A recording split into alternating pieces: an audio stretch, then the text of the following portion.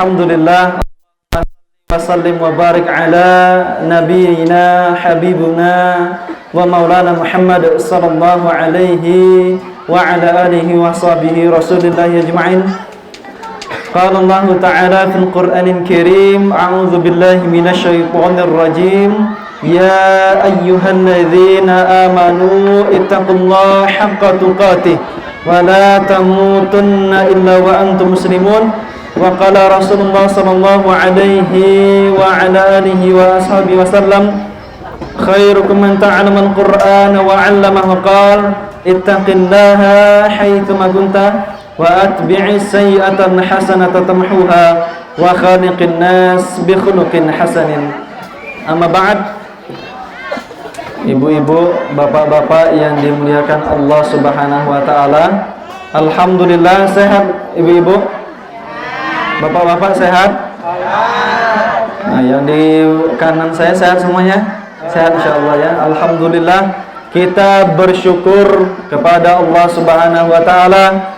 Tiada kata yang patut pada sore hari ini melainkan kita ucapkan kata alhamdulillah yang begitu banyak. Kenapa?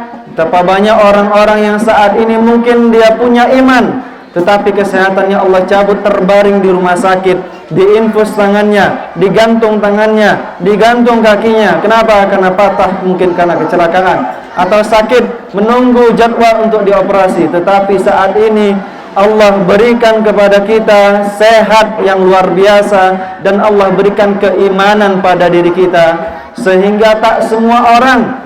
Kami pikir tadi ngapa ramai-ramai ini ada Idul Kurban atau ngapa mau nyembelih, kan ada tenda segala macam. Ternyata betul ini Maulid Nabi, betul Bu? Acara Maulid Nabi apa acara pesta yang lain ini? Bukan. Pasar malam tidak kan? Bukan pasar malam ini kan? Artinya ini memang betul saatnya kita mengenang bagaimana sosok yang selalu disandingkan dengan Allah Subhanahu wa taala ketika seorang muadzin azan, asyhadu an la ilaha illallah wa asyhadu anna muhammadar rasulullah, yang selalu terbang ke cakrawala, terbang ke angkasa ketika azan berkumandang yang dikumandangkan oleh seorang muadzin.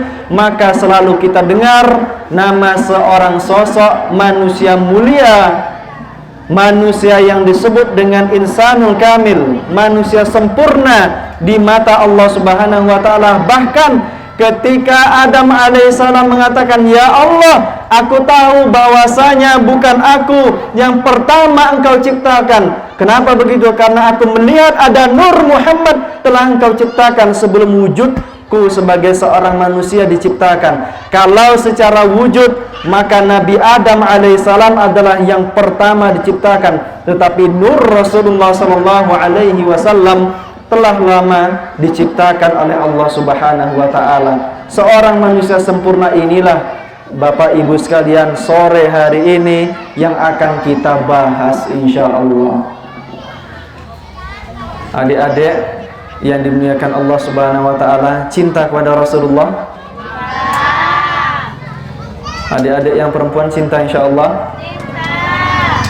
Sebelum kami sampaikan tentang bagaimana kisah Rasulullah, maka mari kita renungkan diri kita, kehidupan kita pada saat ini, kehidupan nanti yang akan kita ceritakan tentang Rasulullah sallallahu alaihi wasallam yang penuh dengan suka. Namun tak hanya suka yang dihadapi Rasulullah, penuh dengan duka, penuh dengan luka, penuh dengan onak dan duri.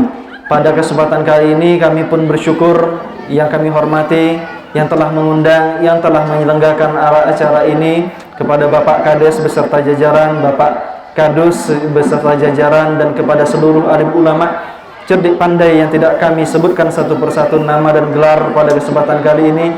Pertama, kami ucapkan ribuan terima kasih telah mengundang kami. Ini seumur hidup baru pertama kali kami menginjakkan kaki ke dusun 3 desa alim ini. Kita dekat dengan Jambi, Bu. Dekat. Berapa kilo lagi dari Jambi ini? 1 kilo lagi sampai ke Jambi kita. Masya Allah. Ayah, bunda, bapak, ibu, dan adik-adik yang dimuliakan Allah Subhanahu wa taala, Rasulullah sallallahu alaihi wasallam dulu ketika kecil lagi, orangnya bersih, orangnya selalu terawat, rambutnya rapi, diceritakan bagaimana anak-anak Abu Thalib yang mengasuh Rasulullah SAW, anak-anak yang diasuhnya tidak serapi bagaimana rambut Rasulullah SAW, tidak sebersih bagaimana Rasulullah SAW yang selalu menggunakan pakaian serba putih, tidak bagaimana tutur katanya indah bagaimana Rasulullah SAW. Kecil lagi sudah dicintai oleh banyak manusia, seorang sosok yang disebut dengan namanya Muhammad, seorang anak yatim yang tidak diinginkan keyatimannya, seorang anak yang dilahirkan dari rahim Siti Aminah, seorang wanita mulia di kalangan Quraisy, seorang anak yang lahir dari ayah bernama Abdullah, anak dari Abdul Muthalib yang diberikan saat itu ketika lahir di tahun gajah. Maka seluruh berhala tumbang di sekitaran Ka'bah Baitullah. Tidak ada bayi yang lahir di dunia ini yang sampai berhala pun tumbang terbalik, kecuali bayi tersebut bernama Muhammad SAW. Saat itu Abdul Muthalib, kakek tercinta, membawa bayi Nabi Muhammad SAW di hadapan seluruh Quraisy, di hadapan Baitullah Al-Ka'bah, mengatakan usammihi Muhammad, aku mengatakan namanya Muhammad. Orang-orang Quraisy bertanya, kenapa dia dinamakan Muhammad?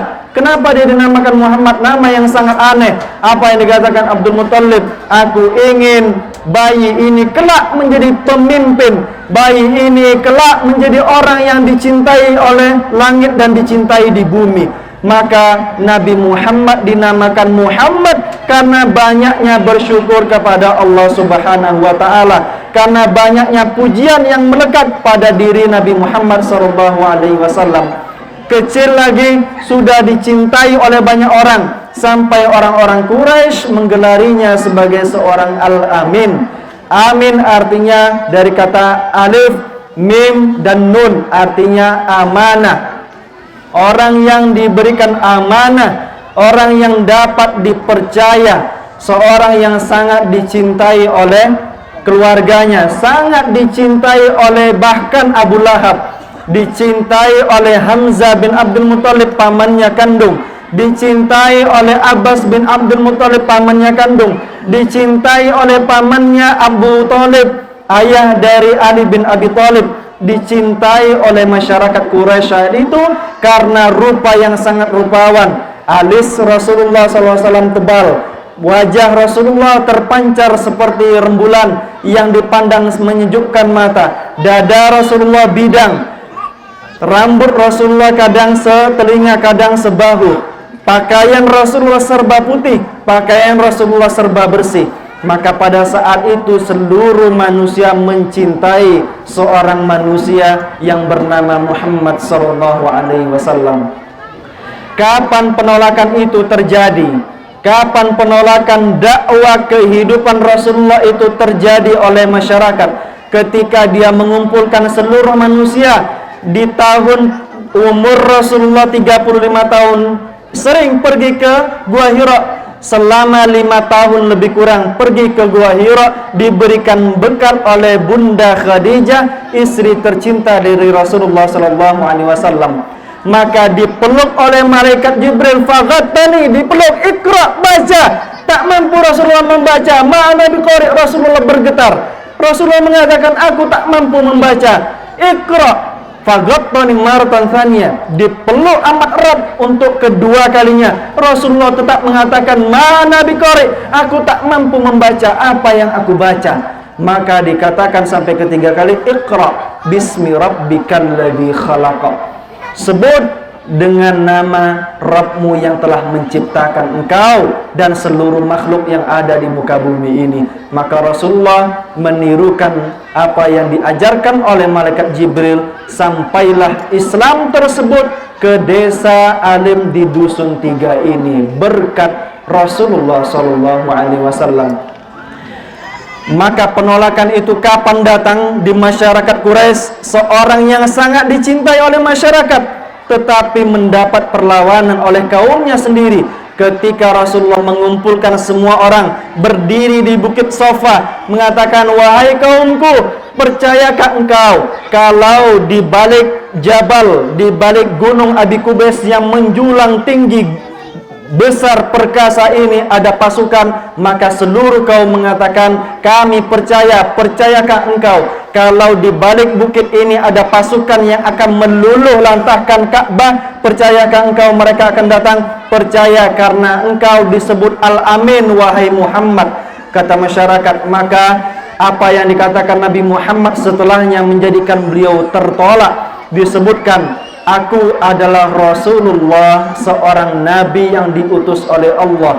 Maka ada seorang yang berdiri, seorang yang mengangkat tangannya, ya Muhammad, wahai Muhammad, tabban laka, sungguh celaka engkau Muhammad, alihadza jama'tana, untuk ini engkau mengumpulkan kami hanya untuk berbuat dusta. Ketika kekuasaan digoyang oleh Islam, ketika bagaimana perekonomian yang brutal digoyang oleh Islam, ada orang-orang tak senang, dan itu datang dari keluarga Rasulullah sendiri, yaitu pamannya Abu Lahab. Pamannya Abu Lahab mengkritik apa yang disampaikan oleh Rasulullah SAW. Untuk inikah engkau Muhammad mengumpulkan kami? Celaka engkau Muhammad. Tetapi bukan Rasul yang menjawab, langsung Allah yang menjawab, tabbat yada Abi Lahabin wa tab. Sungguh celaka kedua tangan Abu Lahab. Ma agna anhu maluhu wa ma kasab. Tak berguna harta yang dia peroleh, tak berguna usaha harta yang dia nikmati, yang dia usahakan. Wa imra'atuhu hammalatal hatab, dan istrinya Ummu Jamil yang saat itu selalu mencaci Rasulullah, meletakkan duri di jalanan yang biasa dilalui oleh Rasulullah. Hammalatal hatab, yang biasa membawa kayu bakar, sebagai simbol orang yang suka dengan adu domba.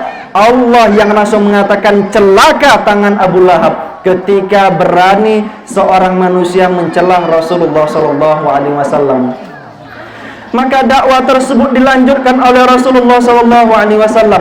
Betapa pelik kehidupan Rasulullah SAW. Dengan perkataan tak mampu lagi dicegah, maka dengan pukulan sampai diletakkan di punggung Rasulullah yang mulia, dan kepala Rasulullah SAW yang mulia isi perut unta, dan kotoran unta diletakkan di punggungnya. Maka saat itu tak ada seorang pun yang mampu mendekati Rasulullah. Ketika kafir Quraisy meletakkan isi kotoran unta di punggung Rasulullah, sampai keluarlah anaknya Fatimah membawakan serbet untuk mengelap wajah, kepala, dan punggung Rasulullah SAW. Tak sampai di situ derita yang diderita oleh Rasulullah SAW. Bagaimana risalah Islam, bagaimana seorang saat ini beriman kepada Allah, menyembah Allah Subhanahu wa taala. Derita yang ditanggung oleh Rasulullah SAW amat berat. Rasul saat itu telah diberikan ujian fisik, telah diberikan ujian siksaan. Tak cukup sampai di situ, kaumnya diisolasi, kaumnya diboikot. Tak boleh seluruh wanita Quraisy menikah dengan keturunan bersama Bani Hashim. Tak boleh jual beli dengan Bani Hashim. Hashim adalah kakek Rasulullah SAW. Maka anak cucu cicit dari keluarga Bani Hashim seluruhnya tak boleh jualan, menikah, berkomunikasi, tak boleh sedikit pun. Rasulullah tak menyerah. Pergi dia ke satu kaum yang bernama Taif. Di kaum Taif yang dianggapnya seluruh masyarakat mampu menerima Islam, tetapi saat itu dilempar dengan tulang unta, dilempar dengan kayu, dilempar dengan batu. Rasulullah dihadang dengan Zaid bin Haritha untuk tidak terkena lemparan tersebut, tetap kena. Pelipis Rasulullah mengucurkan darah sampai ke mata kaki. Maka saat itu Rasulullah berakhir, dikatakan sebagai seorang majnun, orang gila, dikatakan sebagai seorang sahir, tukang sihir. Rasulullah tak menyerah. Rasulullah kemudian pergi bersandar masuk ke sebuah kebun. Datang malaikat Jibril, datang malaikat Jibal, mengatakan kepada Rasulullah, ya Rasulullah, mud yadaika ila sama, ya Rasulullah, angkat tanganmu ke langit, angkat tanganmu ke langit. minta kepada Allah, pilihkan salah satu gunung terbesar yang ada di Taif ini untuk menimpakan azab kepada kaum Taif.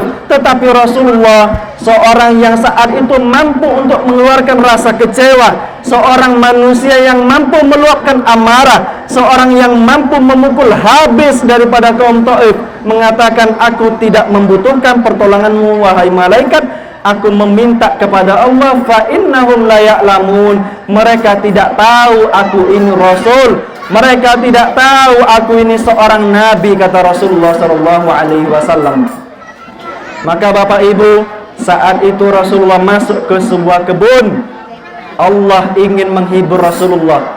Datang seorang hamba sahaya, seorang budak yang pakaiannya amat biasa, yang rupanya sangat biasa, membawa 1-2 butir anggur kepada Rasulullah SAW. Wahai Tuan, silakan makan anggur ini. Rasulullah mengambil 1-2 petik anggur dan mengatakan Bismillah. Rasulullah memakan dengan mengucapkan Bismillah. Maka seorang hamba tersebut terkejut, seorang budak yang biasa saja, tak terkenal di manusia, terkejut. Wahai Tuan, dari manakah engkau? Kenapa engkau menyebutkan Bismillah? Telah lama aku tidak mendengarkan kalimat tersebut. Aku tidak mungkin mendapatkan kalimat tersebut di antara kaum Taif dan di seluruh masyarakat Quraisy saat ini. Siapakah engkau? Aku seorang nabi, kata Rasulullah. Aku seorang rasul, kata Rasulullah. Oleh karena itu, dari manakah engkau wahai budak? Aku dari Ninawi. Engkau dari Ninawi? Betul wahai Tuan, aku dari Ninawi. Maka ketahuilah, di sana ada saudaraku bernama Yunus bin Matta, seorang nabi yang masuk ke dalam perut ikan paus, diuji dalam 3 kegelapan, gelapnya malam, gelapnya lautan, gelapnya perut ikan paus, sehingga Nabi Yunus berdoa kepada Allah, la ilaha illa anta subhanaka inni kuntu minadh dhalimin. Apa yang diceritakan seorang budak tersebut langsung bersimpuh mencium lutut Rasulullah SAW, masuk ke dalam Islam karena mendengarkan kalimat yang disebut oleh Rasulullah SAW. Rasulullah menghibur, dihiburnya oleh Allah Subhanahu wa Ta'ala dengan cerita Yunus, diingatkan dengan seorang budak tersebut di saat dia berdakwah. Diingatkan tentang bagaimana seorang nabi ada yang lebih besar daripada engkau wahai Muhammad siksaannya, lebih besar ujiannya dibandingkan engkau wahai Muhammad. Walaupun saat itu Rasulullah yang patut untuk kecewa, patut untuk marah, bisa saja menimpakan satu gunung yang amat besar di kota Taif, ditimpakan kepada kaum yang saat itu menolak Rasulullah. Tetapi apa yang dikatakan Rasulullah?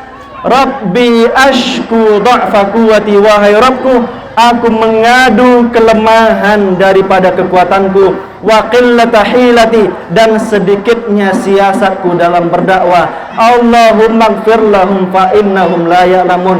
Ya Allah, ampunilah mereka, mereka orang yang tidak mengetahui. Orang yang tidak mengetahui. Maka saat itu Rasulullah pulang kembali ke Makkah dengan tangan yang hampa, dengan wajah yang terluka, dengan darah yang mengucur. Rasulullah SAW tidak menyerah untuk mendakwakan risalah Islam kepada umat manusia. Tetapi 2 orang yang dicintai oleh Rasulullah SAW di tahun ke-10 kenabian tersebut pun meninggal dunia. Tahun tersebut disebut dengan Amul Hazan, tahun kesedihan. Seorang yang menguatkan dari sisi paman, yaitu Abu Thalib, meninggal dunia. Seorang yang selalu mendukung dakwah Rasulullah dari kalangan keluarga, yaitu Bunda Khadijah, meninggal dunia. Seorang yang sangat dicintai di bumi, seorang yang sangat membantu Rasulullah SAW meninggal.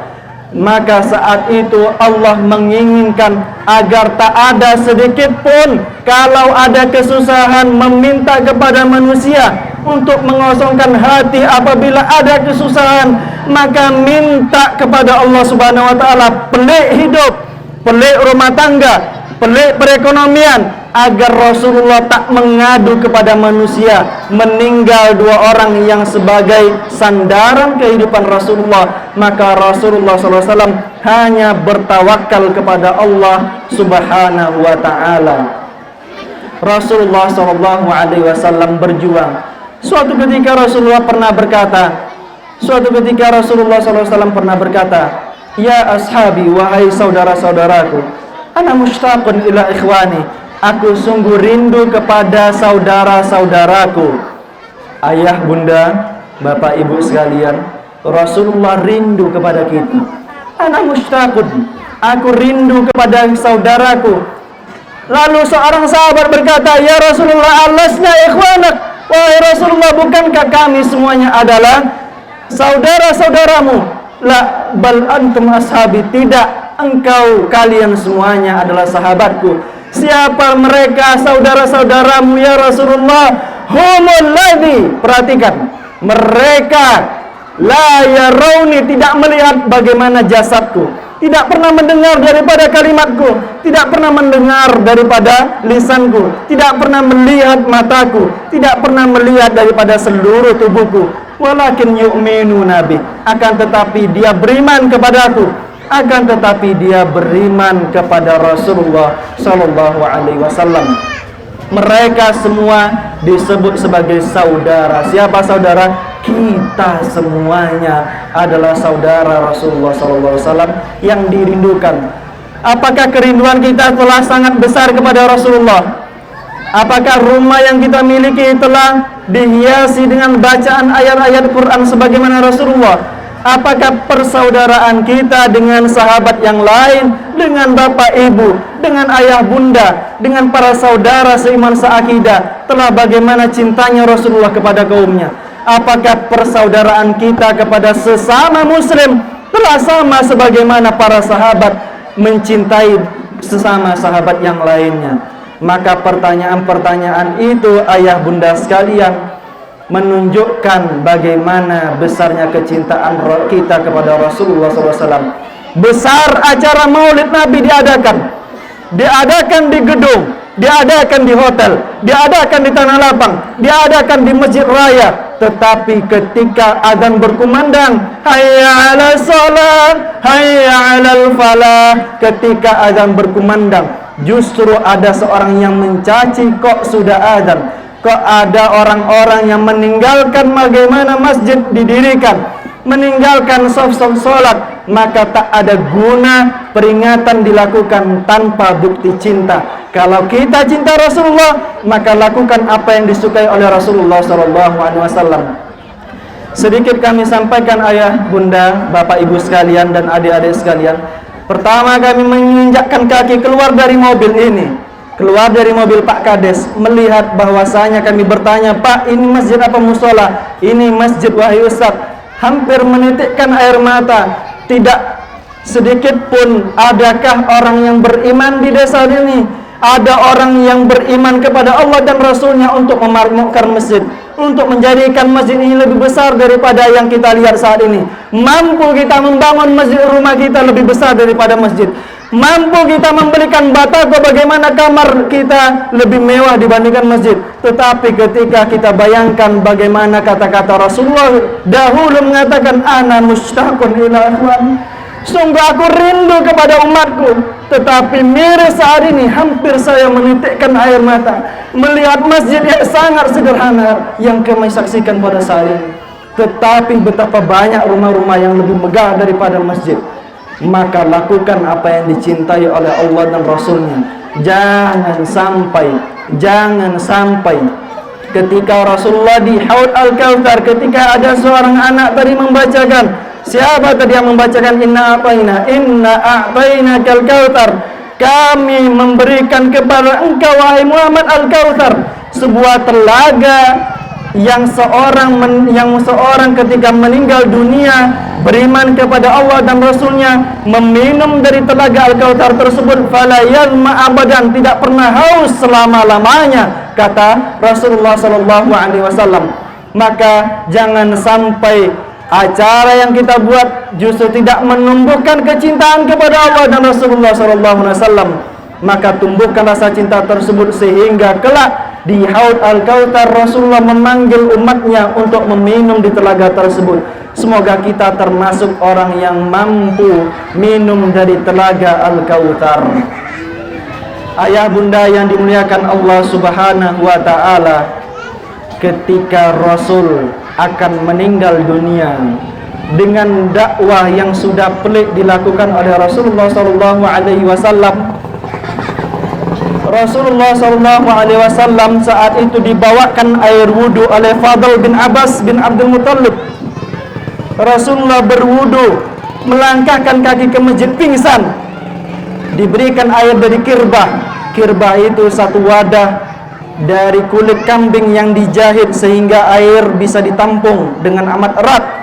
Disiram ke wajah Rasulullah. Apa yang dikatakan Rasulullah? Sudahkah sholat didirikan? Sudahkah sholat didirikan? Bukan bertanya makan, bukan bertanya minum, tetapi sudahkah sholat didirikan?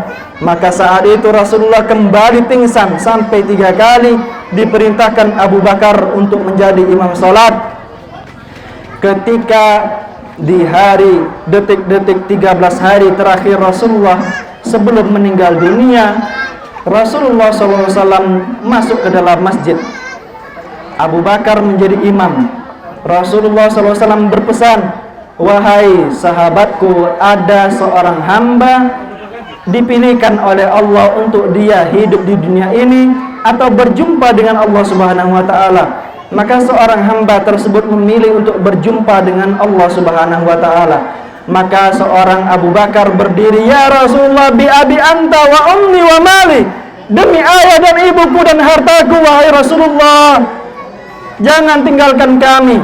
Maka apa yang dikatakan Rasulullah? "Wahai Abu Bakar, diam engkau di tempat, jangan beranjak dari tempat dudukmu. Aku belum selesai menyampaikan.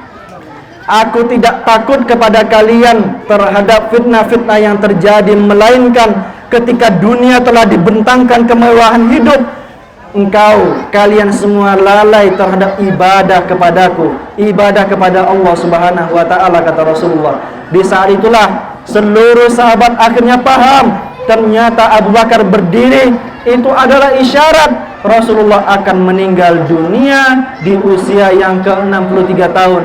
Ketika diketuk pintu oleh malaikat maut, dibukakan oleh Fatimah Az-Zahra radhiyallahu anha, "Masuk kembali, kenapa engkau datang? Siapa yang engkau cari?" "Aku mencari ayahmu, wahai seorang putri." "Mana ayahmu?" Ditutup kembali oleh Fatimah, "Ayahku sedang sakit, jangan engkau mencari ayahku." Fatimah dipanggil oleh Rasulullah, "Ya Fatimah, wahai anakku tersayang, kemari." Yang datang adalah seorang yang akan memutuskan kehidupan kita, yang memutuskan kehidupan kita bernikmat-nikmat di dunia. Dia adalah malaikat maut, maka silakan dia datang masuk ke dalam. Maka ketika masuk ke dalam, Rasulullah SAW sudah berada di sisi kiri malaikat maut yang akan mencabutkan nyawa. Rasulullah SAW memanggil Fatimah, dan Fatimah pun menangis, berlari ke sudut pintu. Rasulullah kemudian memanggil Fatimah kembali. Kemudian Rasulullah memberikan satu perkataan sehingga Fatimah tertawa. Ditanya oleh Bunda Aisyah, "Kenapa wahai Fatimah engkau tersenyum di kedua kali dan menangis di pertama kali?" Pertama kali mengatakan Rasulullah bahwa dia akan meninggal dunia, meninggalkan dunia ini. Dan kedua kalinya, "Kenapa aku tertawa?" Karena 6 bulan berikutnya aku akan meninggal dunia menyusul Rasulullah SAW. Orang yang paling dekat akan meninggal dunia setelah Rasul adalah Fatimah Az-Zahra, putri tercinta Rasulullah SAW. Maka dicabutlah dari ujung kaki Rasulullah SAW tersebut roh, bagaikan cabikan, bagaikan sabetan ratusan pedang sampai di lutut.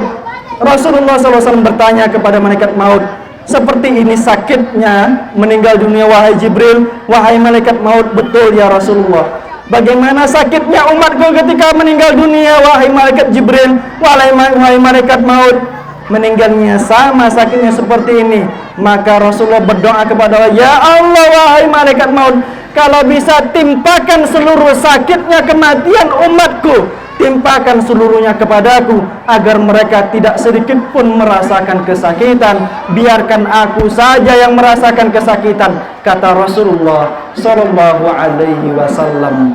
Sudah besarkah cinta kita kepada beliau yang selalu kita agung-agungkan?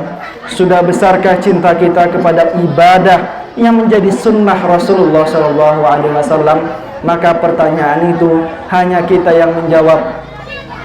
Rasulullah Sallallahu Alaihi Wasallam menjadikan seluruh masyarakat muslimah telah menggunakan jilbab, telah menggunakan kerudung, laki-laki menggunakan kopiah, menggunakan sarung, pergi sholat di masjid. Kalau ada selisih pendapat dalam kalangan fikih, redakan.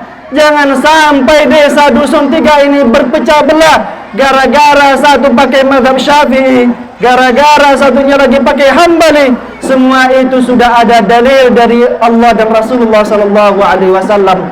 Pelajari ilmu, lakukan amal dengan ilmu, beramallah dengan ilmu, dan lakukanlah amal kecuali tidak dilakukan tanpa ilmu. Maka ayah bunda yang dimuliakan Allah Subhanahu wa taala, redakan kalau ada perbedaan pendapat di dusun 3, redakan kalau ada perbedaan satu fikih, satu mazhab di kalangan desa kita ini, agar seluruhnya sama-sama mencintai Allah dan Rasulullah Sallallahu Alaihi Wasallam. Mungkin tausiah atau ceramah singkat ini yang dapat kami sampaikan. Kami mengucapkan banyak ribuan terima kasih kepada ayah bunda. Kalau ada yang ingin melihat kami aktivitas keseharian lebih jauh, silakan buka channel YouTube. Kalau ada sinyal di sini Pak. Ada. Kalau pergi keluar, boleh lihat di Sami si Ari Islam Indragiri, boleh lihat di Muslim Mind, gagasan seorang muslim. Ketik nama saya di situ, aktivitas harian saya, safari dakwah di beberapa tempat. Allahu a'lam bishawab, wallahu wali taufiq wasadat. Alhamdulillahirabbil alamin. Allahumma salli wa sallim wa barik ala nabiyyina Muhammad wa ala alihi washabihi rasulillah ajma'in.